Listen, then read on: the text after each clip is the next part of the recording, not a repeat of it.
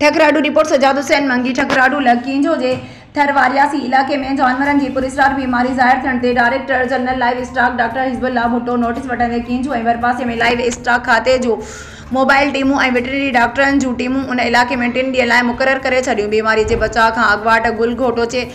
HS vaccine जे महाड़े जे बचाव जे लाइ FMD vaccine ऐं पेट जे कीड़नि खां दवाऊं पियारण जो कमु शुरू कयो वियो। वारियासी इलाइक़ो आहे ऐं जानवरनि खे पुराणनि खॾनि में बीठल खारो पाणी पीअण जे करे जेरे जूं बीमारियूं ऐं मुंड ते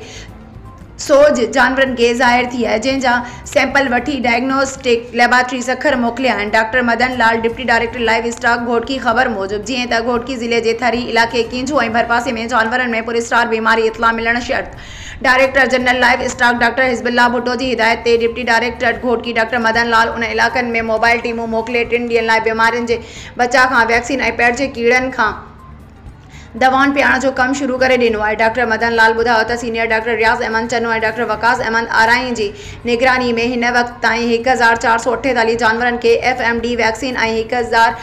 1725 जानवरनि खे गोगे जी HS वैक्सीन ऐं बाकरे माल खे फिफड़ी ऐं रताउनि दस्तनि खां 3000 जानवरनि खे वैक्सीन ऐं 590 जानवरनि खे पेट जे कीड़नि खां दवाऊं पियारियूं आहिनि ऐं 25 खां मथे जानवरनि जो इलाज ऐं उन्हनि जा लेबोरेटरी टेस्ट लाइ रत जा सैंपल वठी डायग्नोस्टिक लेबोरेटरी सखर मोकिलिया आहिनि। जीअं वधीक हिन पुरस्कार बीमारी जी तशख़ीस ऐं मालूमात थिए त बीमार जानवरनि जो उन मुताबिक़ इलाज कयो वेंदो।